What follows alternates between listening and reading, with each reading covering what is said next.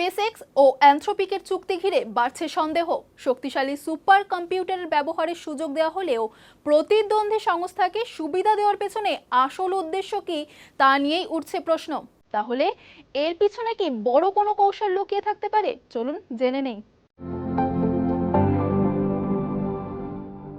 Space x এর প্রতিষ্ঠাতা Elon Musk আবারও প্রযুক্তি জগতে বড় পদক্ষেপ নিলেন। তার সংস্থা একটি গুরুত্বপূর্ণ চুক্তি করেছে অ্যানথ্রোপিকের সঙ্গে। এই চুক্তির মাধ্যমে অ্যানথ্রোপিক তাদের কৃত্রিম বুদ্ধিমত্তা মডেল প্রশিক্ষণ ও পরিচালনার জন্য শক্তিশালী কলোসাস ওয়ান সুপার কম্পিউটার ব্যবহার করতে পারবে।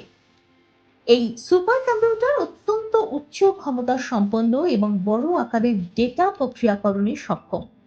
অ্যানথ্রোপিক তাদের জনপ্রিয় ক্লাউড এআই মডেলকে আরো উন্নত করতে এই প্রযুক্তি ব্যবহার করবে।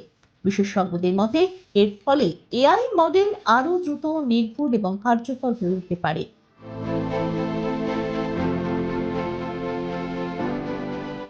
তবে এই চুক্তি প্রযুক্তি দুনিয়ায় নতুন প্রশ্নও তুলেছে।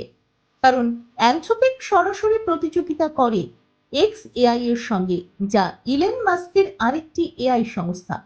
অর্থাৎ একদিকে মাস্ক নিজের এআই কোম্পানি তৈরি করছেন, অন্যদিকে প্রতিদ্বন্দ্বী সংস্থাকেও শক্তিশালী প্রযুক্তি ব্যবহারের সুযোগ দিচ্ছেন।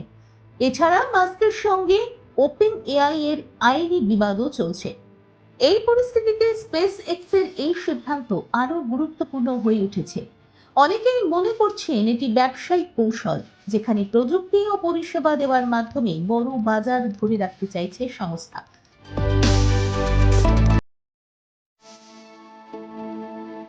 বিশেষজ্ঞদের মতে এই চুক্তি দেখায় যে এআই শিল্পের প্রতিযোগিতা যত বাড়ছে, ততই সহযোগিতার নতুন পথ তৈরি হচ্ছে। বড় প্রযুক্তি সংস্থাগুলি এখন শুধু নিজেদের পণ্য নয়, পরিকাঠামো অন্যদের কাছে তুলে দিচ্ছে।